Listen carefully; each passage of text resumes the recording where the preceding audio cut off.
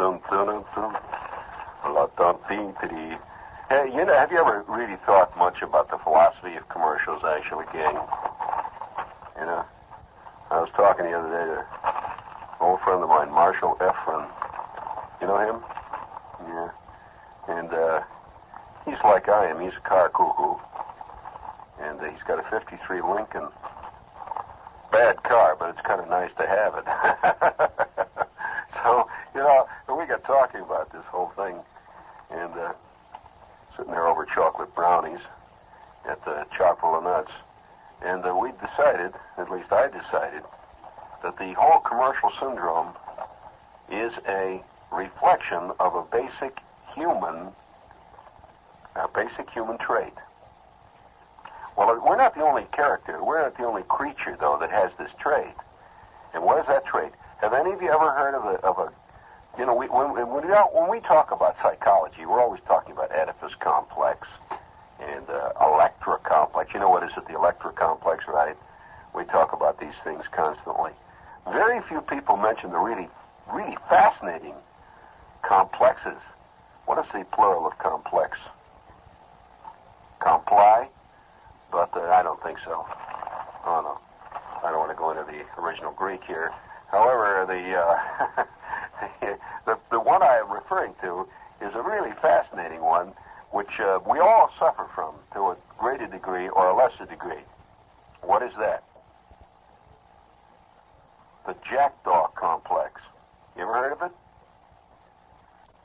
The Jackdaw complex, and this is I'm not inventing it. It is an actual human trait, and any complex, of course, that is carried beyond the normal human trait, and then it's basically a sickness.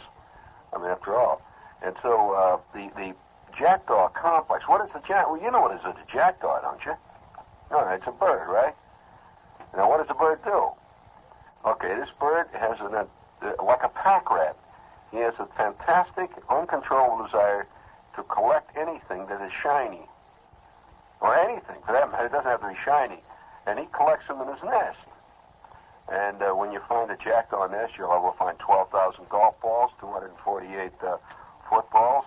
You'll be able to find 1,600 hubcaps, God knows what. Old heels from shoes, almost anything.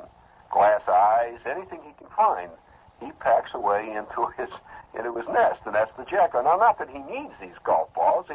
After all, he's no different than you and I. The average jackdaw doesn't lose more than 3 or 4 balls on any one given round of golf, and yet he will collect thousands of golf balls and anything else, marbles, anything, Well, that's the Jackdaw complex. Now, how many of you sitting out there, you're sitting, you're squatting, kids have it worse than anybody. See, because kids have everything worse than anybody, because that's the whole idea of maturation is to learn to have some moderation in these things. Have you seen that song, that great little commercial? It's really a promotion for a TV show. I've never seen the TV show, but if it's any good, if it's as good as the promotion they have, it should be great. Those fantastically groovy-looking chicks in color singing, "Gimme, gimme, gimme, gimme, gimme, gimme, gimme, gimme, gimme that thing, gimme that thing." You mean you haven't seen that? You must go to bed awfully early. I'm sorry, they play it all night long on Channel 2.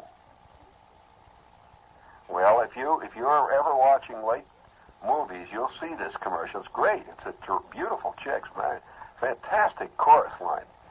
The most beautiful collection of chicks I've ever seen in one chorus line. And they're singing, "Gimme, gimme, gimme, gimme, gimme that thing, gimme that thing, gimme, gimme, gimme." The whole song is about gimme, gimme, gimme, gimme, gimme, gimme, gimme, gimme, gimme that thing. Yeah, yeah, yeah, gimme that, gimme that, gimme that, gimme that, gimme that thing. And that's all they sing. Well, this is a clear statement of the Jackdaw principle. Gimme that thing. That's all there is to it. And of course, when a true jackdaw, now this is another part of the Jackdaw complex, gang, and I'm sure you have it. Of course, the great example of the Jackdaw complex, you ever hear of the Collier brothers? They're famous. So people write about them all the time, the Collier brothers. Well, we'll leave that for your homework. You can look that up. I'm afraid my mind is still filled with millions of bits of,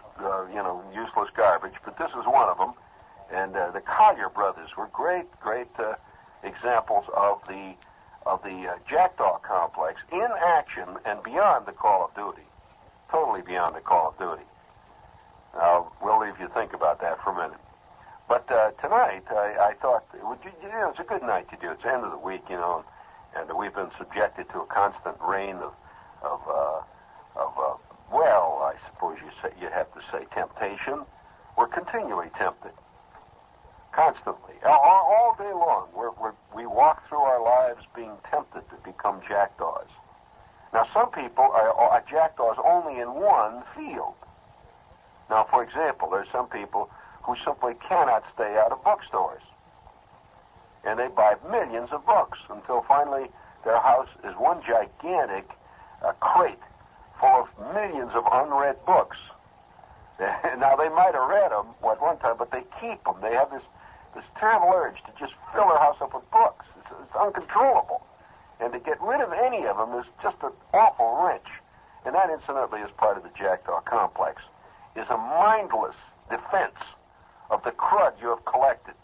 Mindless. That's the key word. You will defend it to your last breath. Now there's another. Of course, there are specialists in the jackdaws, and we mentioned the book cuckoo. Now, one of the worst types of jackdaw today is the clothes jackdaw. Clothing. Of course, we're in the middle of a fantastic peacock era, where clothing is more important to most people than anything else in life. You get on to Barney's, and it's just a sickening scene down there, really. Oh yeah, any Saturday, they're like, the average guy who's got about $4 a week to spend extra in his life will spend $9 on clothes. So the Jackdaw complex is very strong in the clothing area. I've known people who literally had to move out of their apartment because they couldn't get into it anymore. The stuff was just crammed, filled. There's thousands and thousands and thousands of unworn stuff. And you can't get rid of any of it because one of the dangers of fashion is that any minute now anything may come back. Oh yes, I know one guy who made a terrible mistake just a few years ago. He was a very square type, and he threw out all of his derby hats and all that kind of stuff. The squared banker type. And then 2 weeks afterwards, all that stuff came in, and it's now a derby hat. It's $45, just down in a head shop in the village. And so he'd just thrown all that stuff out and invested heavily in vinyl. Well, of course, now vinyl is out. And he's looking for, his old derby now, and he's willing to trade 4 tons of vinyl for it. Cut in the shape of vests, shoes, belts, the whole jazz, He even have jockey shorts made out of vinyl. Oh, yeah, that's exciting. However, the problem, is one that you got to fight against. And speaking of fighting, we have here the devil is rearing its ugly head again. So do we have the General Tire thing hit him there? Yeah, if you're thinking about winter tires, friends, you jackdaws, think Belted Gripper 780 from General Tire. Oh, listen to that bugle. Yes, see the experts at your local General Tire store for all the facts on the Belted Gripper 780 winter tire, designed and engineered to match today's new snow car tires. The Belted Gripper 780 snow tire with polyester cord for strength, fiberglass belts for mealage, and self-cleaning cleats for traction. Let's sing it, you guys. Yes, smoke your Gripper 780 snow tires today. Then go in snow or General pays the toll. The Belted Gripper 780 sold where you see the big red General Tire G sign near you. In Paramus, New Jersey, see Phil McConkey at Stern Brothers Car Care Center, Bergen Mall, Route 4. Actually, since I'm a little classier than that, it's Route 4. All right, now let's get on with it. I want tonight dedicate our show. I never dedicate our show to nobody but me. I mean, the show is an absolute unqualified encomium to my massive mind. I dedicate it to me every night, and I would like to dedicate it tonight, however, to a man who has just passed into the great beyond. Oh no, well, it happens to everybody, so don't feel sorry. It's the way it is. When you hear it, you might think he might have deserved it. But nevertheless, he has. Well, let's face it. I'm a strict moralist. Don't mess with me. I'll flick my forked tail at you. However, in spite of all that hoopla out there, I would like to tonight dedicate our show. Give me a little hairy music there, please. Dedicate. A little Oriental strut there with a bunch of second-rate musicians honking and tooting away there. That's it. Thank you. That sets up our salute. And our spies, we have spies everywhere. We really do. One of our spies sent us 2 magnificent clippings on 2 successive days from a newspaper in Montreal, the Montreal Star. And it records the passing of one of the great jackdaws of our time, of our century. And I would love to have been at this auction. Listen to this. The opening article is called, I'll read them in rotation, Mad Wake for a Rustic Genius. And it's written by Brian McKenna, the Star's Ottawa Bureau, Tillsonburg, Ontario. Now, I want you to close your eyes and picture this scene. The perturbed spirit that was Ernie Simmons when he was alive will never rest now. For yesterday, at his farm, deep in the heart of Ontario's tobacco country, not far from London, Ontario, the intensely private life that Ernie guarded with a dozen double-barrel shotguns was laid bare in a public auction. As the first of some 7,000 people who came to buy and pry tramped through his ramshackle farmhouse, padded through his orchards and fields thick with booty, one could feel Ernie in the air somewhere, gathering his forces beyond the morning fog. On January 14th, 1970, Ernie Simmons, listed in the Ontario Archive simply as Farmer, hacked a last pneumatic cough in the farmhouse room where he was born and died, as he lived, alone. Calling Ernie Simmons a farmer is like calling Benjamin Franklin an electrician. Simply stated, for 57 years, Ernie was a rustic genius of eerie eccentricity, as miserly as Silas Marner, and a chronicler, a philosopher, a Yankee trader, but above all, a man with a mad penchant for collecting everything from the first Eaton's catalog, that's the mail order catalog that's big up in Canada, from the first Eaton's catalog to 7 Second World War II torpedo bombers and 35 Harvard training planes. 35 Harvards. Now, do you know what a Harvard is? If you don't know what a Harvard is, it's an AT-6. That's a great big single-engine, 2-cockpit inline training plane. He collected 35 of them. 35. Do you know how many planes are in a squadron, friends? 35. He had 107 motorcycles dating back to 1917. He had 41 antique cars, 15 brand new gun carriers. You know what a gun carrier is? That's one of these big armored brand gun carriers. 15! 40 tractors of varying antiquity and 2 complete steam engines. And the list goes on. Dan Murray, the auctioneer appointed by the Ontario government when Ernie's relations, whom he hated with a passion, couldn't agree on how to slice up his legacy, started his tongue galloping in the auctioneer's litany yesterday morning. He is going to continue until it's all gone. As far as Ernie was concerned, anyone who came down the mile-long, tree-shrouded lane to his clapboard house without making his presence loud and clear was bent on, as he put it, thieving. Something Ernie could not and would not suffer. It was many a man, recalled old Henry Fenn yesterday between long puffs on his pipe, the only man who knew Ernie and only from a distance. It was many a man believe me, that looked down the long barrel of Ernie's shotgun. Harry was one of the very few men whom Ernie called friend. Quote, but even then, for 35 years, I never got beyond the front door of his house. He just wouldn't let me in till the day I come in and found him dead. I used to come up, honk loudly. Ernie'd come out to meet me in the car. Never let me in his house. He was as smart as a whip, but God, he was suspicious of everyone. God, I'll tell you, he was suspicious. In the front yard, poised on a green pickup truck with a microphone to his mouth, the auctioneer was gambling through Ernie's 15 handguns, set off by 42 rifles and shotguns. The auctioneer paused. Here's one, he chuckled, holding up a long-barrel shotgun. Here's the one that Ernie used to dust a few people off with. He was good with this one.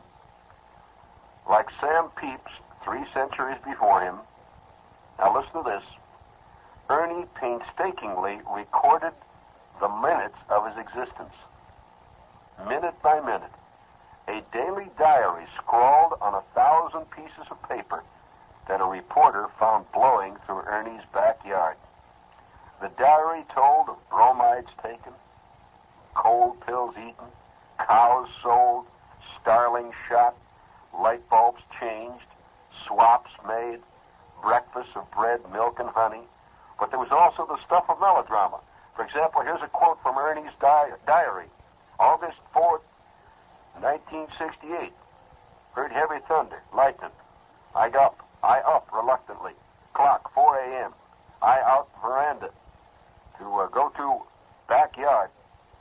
Seen pothorse door open, an easy chair turned over. Something going on. Suspicious immediately. Raining hard. I raised north blind. See 2 to 4 fellas loading my motorcycles in rear of a late Ford model panel truck. I yell out window, thieves, robbers. I grab Remington 36 pump gun, race in my sleeping underwear into heavy rain. I yell, halt or I shoot. I fire first shell, second shell. One went to ground. Yell, hey, get out of there. 4 more shells and gun. Fire again. 3 run down lane. I fired again. End of quote. He disabled their truck, summoned the police by phone, but all they had to do was mop up, calling 2 ambulances to take away 2 badly wounded motorcycle thieves and their 2 winged and shaken comrades. I plenty tired. He displayed the trading acumen that accumulated the trove that yesterday drew 7,000 people. That day, in his diary, he traded an old outboard motor for 3 antique shotguns that were yesterday auctioned off for several $100s. He sold a motorcycle carburetor, headlamp off another, the bars from yet another for the kind of money that eventually left him with $15,000 in bonds in the bank. A lot of people believe that Ernie buried that money somewhere in the orchard. Nobody's found it yet. His diary for that day ends with, I kill, bury 2 black cats, kittens from north bedroom, 2 slices bologna, bread pickles, bed 2 a.m. Among big government, the big conservative party, the big business, Ernie also did not believe in verbs. Dealers are coming from all over the world to buy his Air Force. In a field beyond the apple orchard, an easy shot from the back porch, where Ernie used to rock, with his .32 caliber Remington across his knees, sits his Phantom Squadron. Listen to this, in his back lot. His Phantom Squadron, row on desolate row, wings lying askew beside them. He's taken all the wings off of them. 36 World War II Harvards, the aircraft that used to hue and polish the young Spitfire pilots who won the Battle of Britain. But the bidding will really heat up when the jewels of his collection go on the block. Listen to this for you airplane cuckoos. The gaunt and ghostly shapes of 7 Fairey Swordfish biplanes, the breed of torpedo bombers launched from the aircraft carrier HMS Ark Royal to hunt down and cripple the German battleship Bismarck. There are probably 15 left in the entire world, mused a dealer and an aircraft expert, and 7 of them right here in Ernie's cow pasture. In 1948, Ernie composed an advertising brochure in an attempt to sell the airplanes that he had bought for $50 apiece. He tells how they got to the cow pasture in his diary. I took wings off at airport, where I receive them. Set tail on my truck, tied wings on side of airplane, towed them home behind my truck. He was a rascal, said Harry, his friend. He was a rascal. He didn't have a field long enough to take off. So he tied the plane to a tree with a stout rope, revved it up until it was straining into the air, and then he had me cut the rope with an axe. You know, I never did find out where he ever learned to fly, if he ever did. That wild sojourn into the blue yonder was his last. The Mounties nailed him. And the Canadian FAA slapped him with a heavy fine. From that day onward, any plane that circled over his field, anyone flying over and seeing that ghost squadron below, would have a double take and undoubtedly a double look. Any plane that flied over was in his mind, just the spying Mounties. At one point in his diary, he even records the belief that, quote, they were bugging his door. As was his wont, at that point he fired off a letter to the Mounties. In 1946, the Mounties, I understand, requested and had law changed from $10 to $50 fine for flying an airplane without a pilot's license. The Mounties have used thousands, perhaps millions of gallons of gasoline, watching me that I do not have any pleasure flying my airplanes. He thought they were spying on him, flying over him. Ernie lived alone with his mother and his father. His diary recounts his father's slow death. Slow death. They all died of pneumonia. One gets the impression from the diary that Ernie liked children, as did W.C. Fields, boiled. In one tumultuous release yesterday, several hundred kids swarmed through the nook of every Bren gun carrier and the cranny of every antique car, while thousands of their elders prodded Ernie's furniture, fingered his papers, sized up his cars, stole his tools, and in one final thrust of desecration, clustered around a huckster's stand set up beside his tool shed and ate 1,200 hamburgers and as many hot dogs, washing them down with 6,000 Cokes as they tramped around his inviolate ground. Said a mauve-eyed girl with a faraway look. This place gives off strange vibrations. And in the azure sky beyond the morning fog, one could almost hear a squadron of Harvards, old AT-6s flanked by 7 torpedo bombers, thundering down from the sun, all guns cocked for a blazing run at the maddening crowd below. Then, and only then, his perturbed spirit might rest. Now, they have a little note at the bottom. It says a further report on Ernie's treasure will appear tomorrow. Do you want to hear the next report on it? Isn't that fantastic? Well, there's a guy, I just had to say something about this guy. Here it is. Now, here's the second report. This reporter went out and saw it a second day, It's, again, dateline Tillensburg, Ontario. And he starts out by saying it's Brian McKenna. And the headline is, Now the Bikes Ernie battled for have gone under the hammer. They sold Ernie's motorcycles yesterday. He loved them with the passion of an easy rider. But there was one difference. Ernie owned 140 of them. Ernie Simmons was a man whose extraordinary eccentricity is fast becoming legend in this area deep in the heart of Ontario's tobacco belt near London. Since Thursday last, a mammoth auction has been underway on the 175-acre farm where he lived and died last January. Ernie collected things. Thursday, they hammered down his antique cars and gun collection and a lot of just plain junk. Today, they're selling his phantom fleet of Second World War torpedo bombers and trainers. And yesterday, they sold his bikes. Hauling them out of the sprawling greenhouse where Ernie kept them, the auctioneer arrayed them in a line 100 yards long, right in the middle of a cow pasture. I'd say about 30 or 40 of the best of them were stolen when Ernie was in the hospital last Christmas, said Harry Fenn, one of the few men Ernie called friend. Amid the yellowed pages of the diary that Ernie carefully kept are descriptions of his dreams. One nightmare recurred frequently. Quote, October 47, dream. Bad dream. Thieves come to steal cycles. Tried to fight and could not move. How's that for a dream? He kept dreaming they were stealing and stuff. Ernie moved swiftly through one night in 1968. At the height of a savage thunderstorm, he charged out in his pajamas and pumped bullets into 4 thieves stealing his cycles. They were in the hospital for many months. Although they'll never be sure, it might have been some of the same men who returned last December when Ernie was taken to the hospital. As was his wont, Ernie had risen early, breakfasted on 3 eggs and pickles, and then headed out into the yard to cut wood for the big stove in his kitchen. His father had died years before, and now his mother was slipping away too. But she wouldn't leave the farm. Matter of fact, she'd only left the farm once in 25 years, and that was to sign up for her old age pension. The whine of his big buzzsaw must have drowned out all sound in the yard, but Ernie had a sixth sense about strangers on his land. He turned around when he was cutting wood to face 4 masked men. The biggest was holding a .22 caliber revolver. Ernie kept a dozen double-barrel shotguns in the house for just such an emergency. The fact that they had him cold did nothing to intimidate Ernie.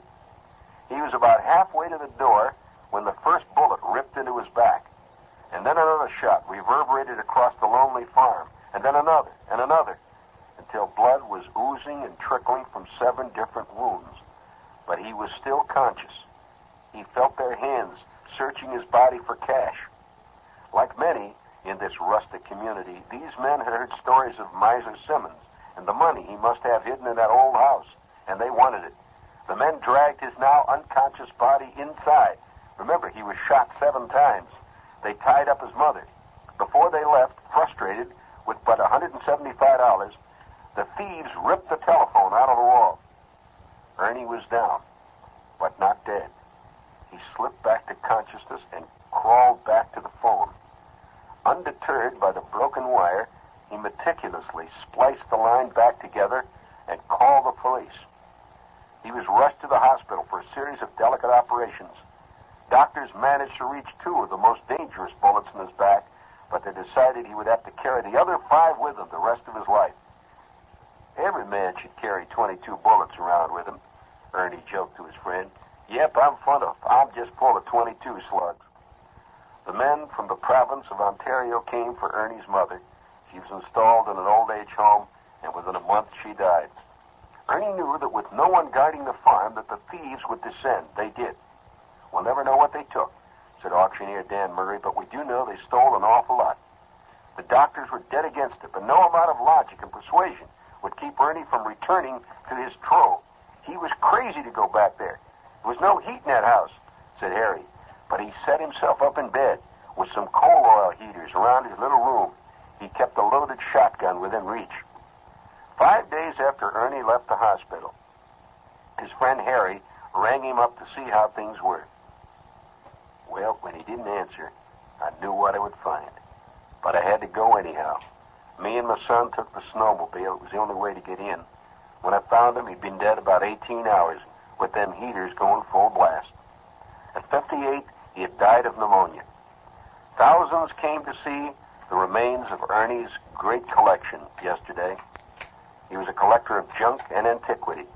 Vintage motorcycle collectors came from all over the country to paw over the rusting frames of World War I Harleys, Indians, Royal Enfields, a rare Matchless, and others that ferried leather-helmeted dispatch riders through the dark roads of 2 world wars.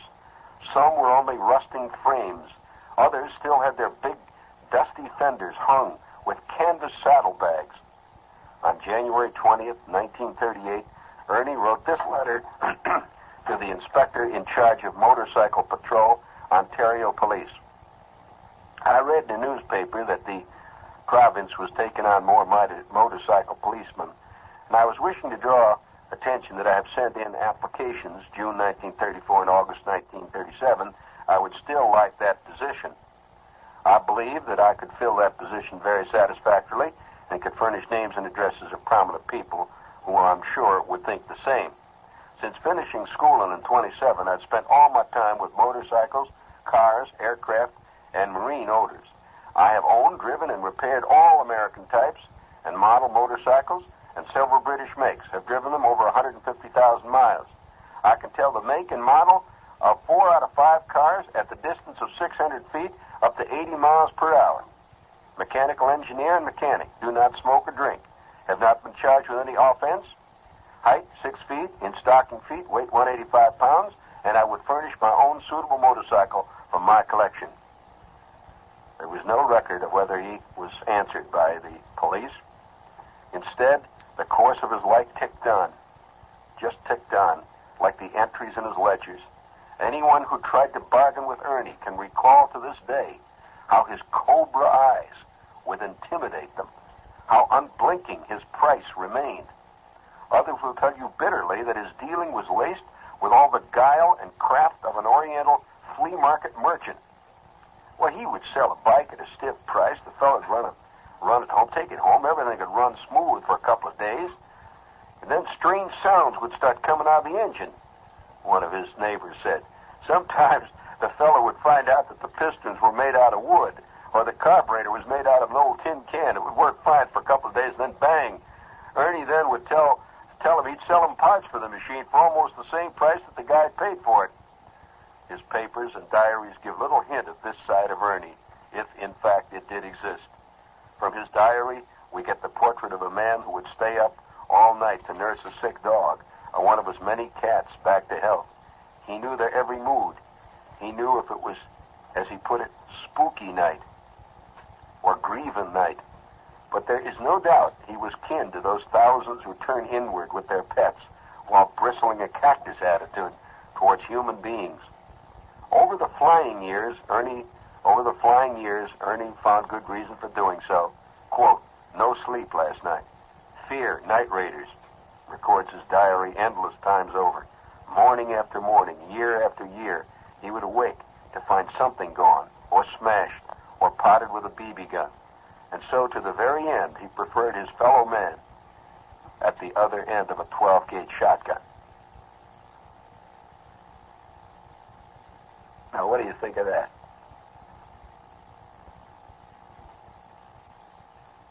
Ernie Simmons.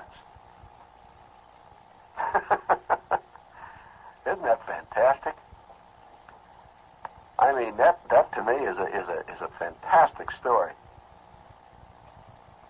and it has incredible ramifications. I mean, psychological in every other way. The mother and the whole business, you know.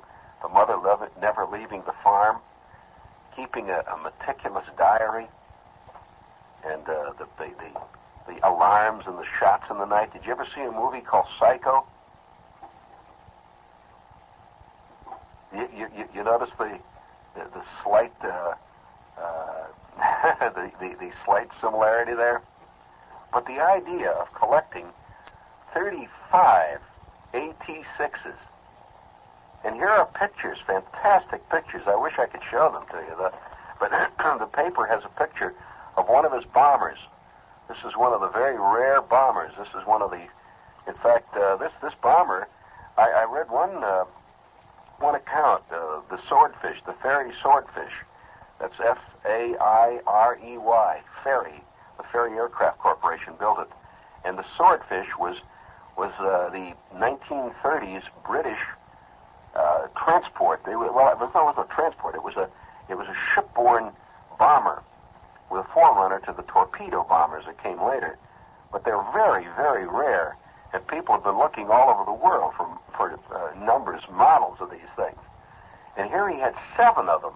That's a huge bomber. Look at the size of that thing. That's not a little airplane. That's a huge airplane.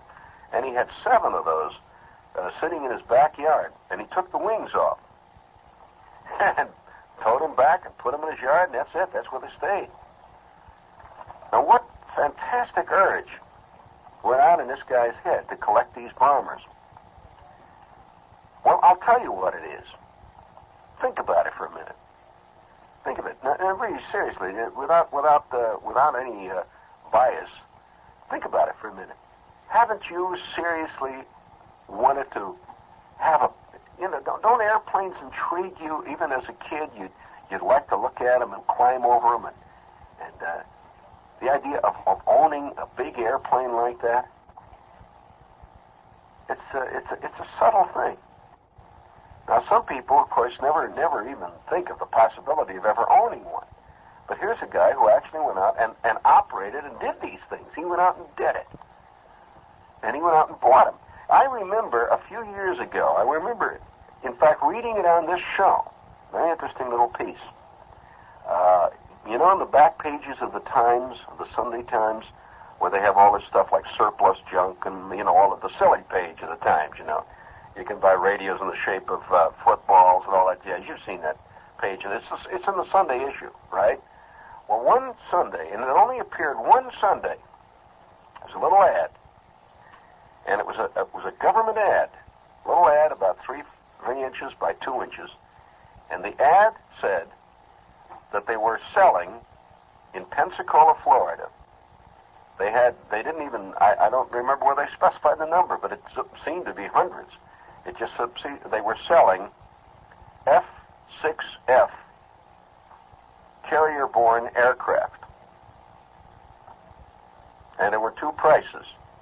One price was that if you wanted the airplane with the electronics removed, in other words, the navigation aids removed, all flyable, by the way. The other condition was that if you wanted them with the equipment in. Now, the airplane sold with equipment in it for $1,200. And it said that you fly it away. It says fly away the field there. In other words, you have to come down, show them that you have a pilot's license, probably be taken up for a check ride. You pay your $1,200 and you fly away with an F-6F. And I read that on the air. And it wasn't that long ago, you see. And I read this thing on the air, and I just thought, what an urge. It's so a fantastic urge to go down and buy a big fighter plane. An F-6F is this big Grumman fighter. The gull-wing Grumman. It's a beautiful airplane. But they were selling them for $1,200. I went when I went to a surplus auction, and you have to restrain yourself. If you've ever gone down to Florida, one of the most interesting, and you see it on the boardwalk in Atlantic City, there's thousands of little auction places in places like Miami and in Fort Lauderdale, and you see all these ladies with silver hair sitting in there night after night bidding on the most unimaginable junk. Have you seen those things? This curious mid-Victorian objet d'art they're always buying. Fawns holding up a lampshade, that kind of stuff. And this is part of the Jackdaw syndrome.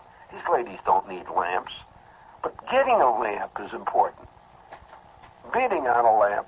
And I was at this great auction one day, and you know what I almost bought? I had to practically restrain myself. I could have gotten, you're looking at a guy that almost bought for $350 a Mark 6 General Sherman tank. That ran. It was in running condition. And they had... I'm serious. Now, this wasn't that long ago either. How much was it? $350. It probably would have cost that to get the damn thing started. I mean, what kind of gas they burn.